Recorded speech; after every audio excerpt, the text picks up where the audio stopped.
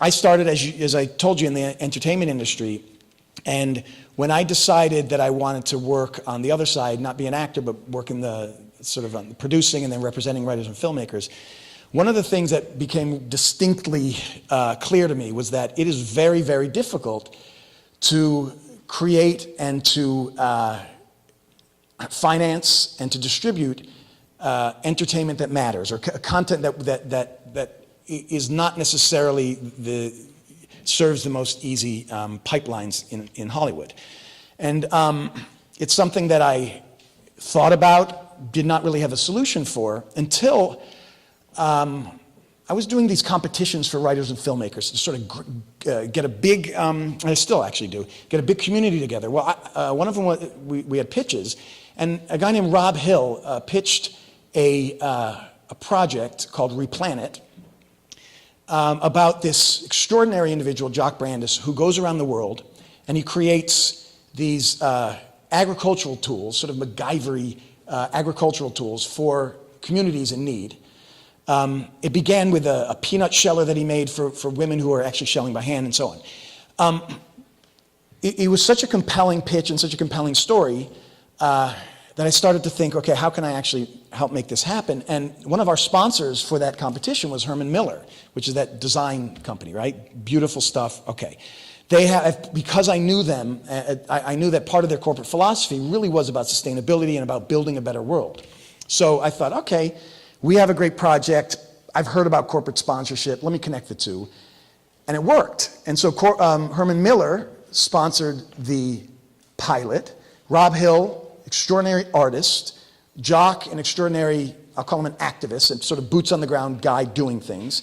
And now we had a funder. We had Herman Miller that was going to pay for a portion of this. And we started to realize that if we can align self-interest, need, the need of the artist, the need of the activist, the need of this corporation, and then the last part was the need of sort of the entertainment pipeline, distribution, or however you want to get it out there, then we can create real change. We can amplify what we're doing and really sort of create what I call the four wheels that drive change. Artist, activist, or nonprofit, or boots on the ground, entertainment pipeline to amplify it, and funder somehow.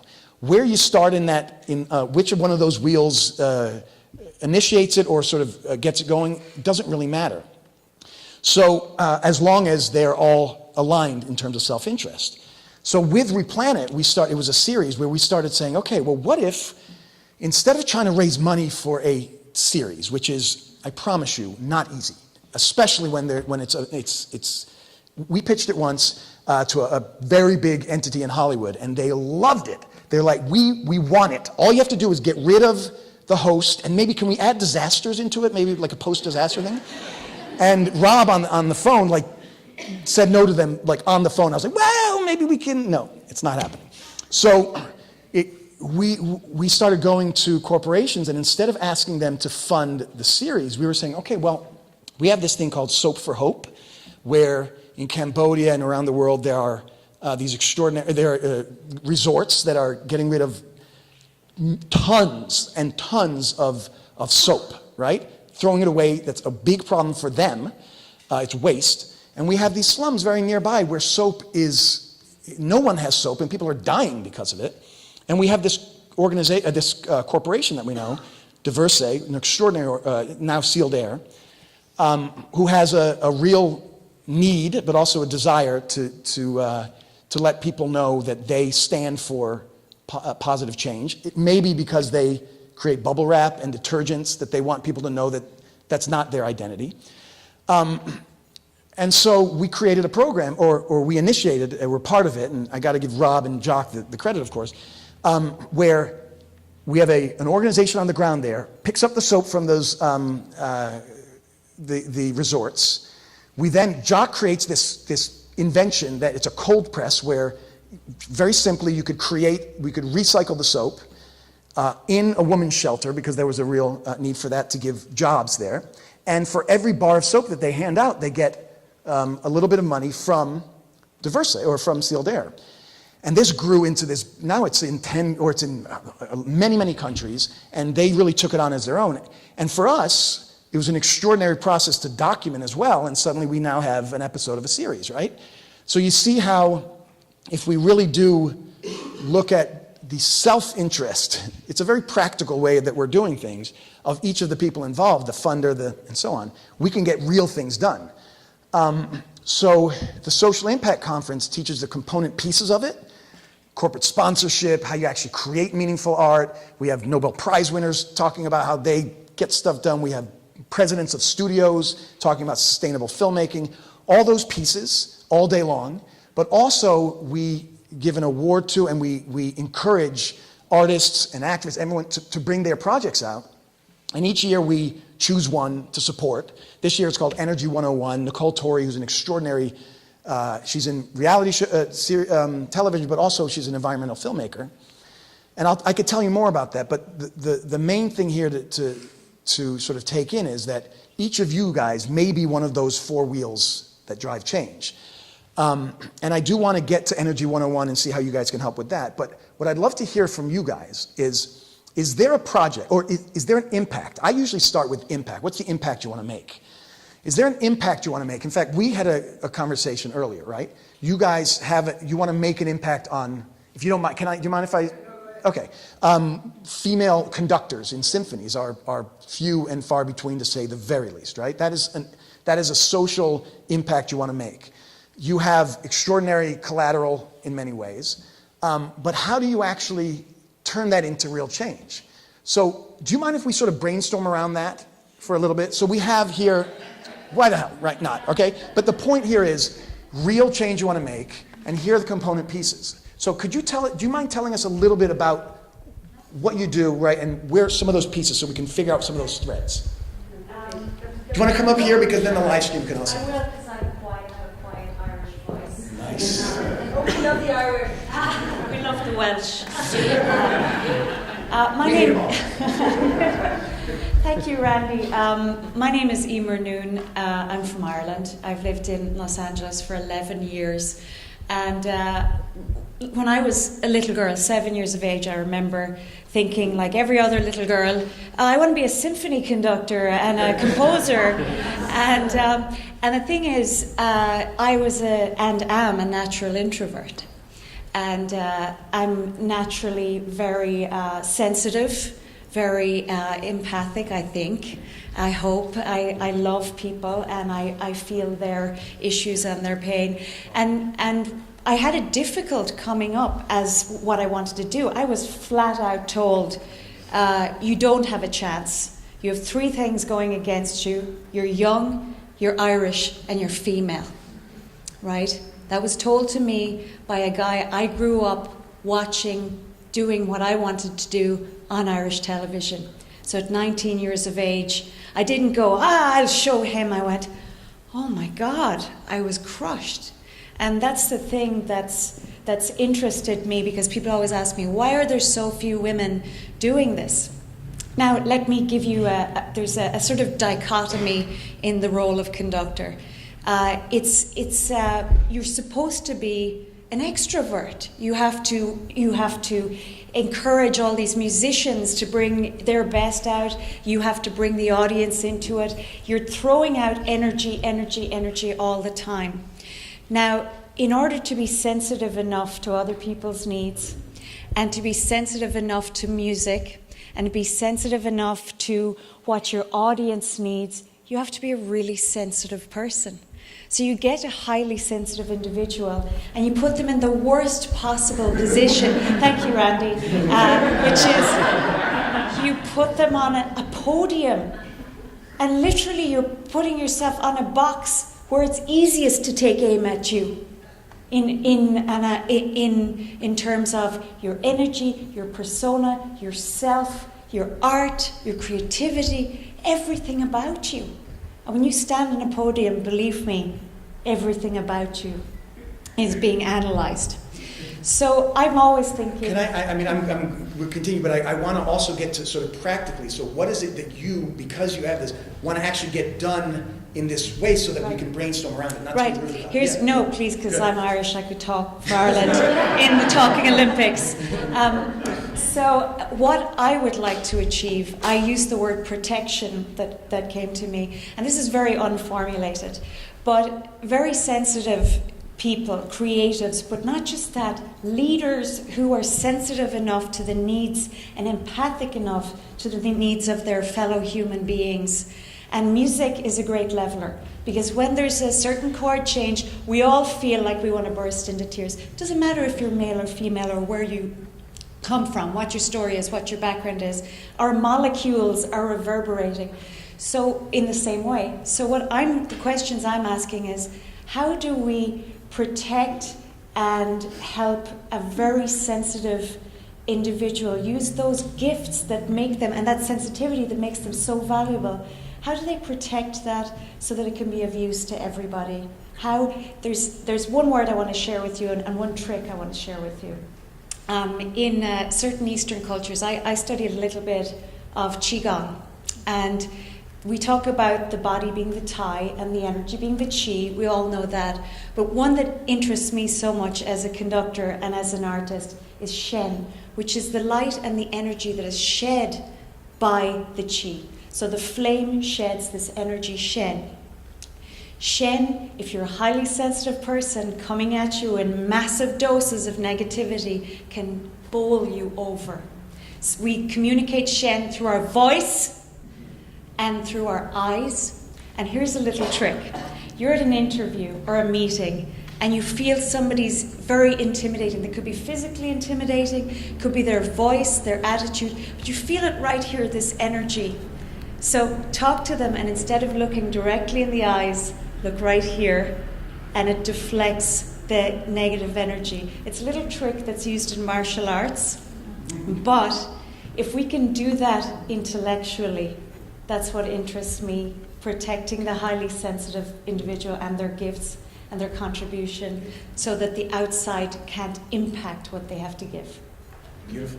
Thank you. And so we are going to break that down a little. And so the way I hear that, okay, because I'm sort of thinking very practically, okay, and that's why you have an artist as one of the wheels of this, right? Because you need the heart, the soul of the experience that we're doing. One of the reasons why I thought of this is in addition, I remember you guys talking about there are just almost no women conductors, right? Now you guys happen to have a lot of collateral in that you guys conduct symphonies for video games, right? And of course, classical music, but I'm saying I'm thinking, so if we're thinking about how we can encourage start with an actual social impact initiative or that has some sort of brand name value behind it that might be of value to either a funder or an entertainment pipeline. We already have the artist here. What are some ideas that they might be able to utilize in order to literally help the bottom line of one of those other four wheels, given the little bit we know about them? Do you guys have any thoughts about how you, yeah? I mean, the first thing that came to my mind when you said that you do work with video games was to get one of those companies to sponsor some kind of a grant type thing for women. And why is it in the interest of those companies to get women, to support I women? haven't gotten to that yet. Yeah. Maybe, but they're making $650 million in the opening weekend of their game. I don't know if they're changing their model necessarily.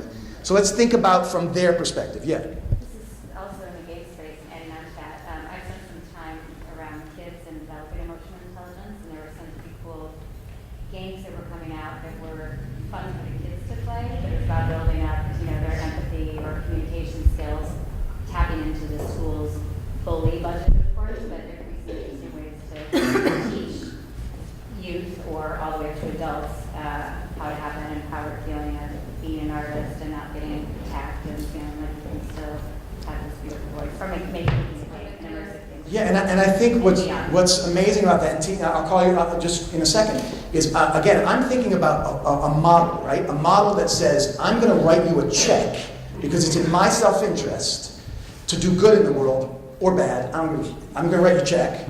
And I'm going to put you on my TV station or network because it's in my self-interest.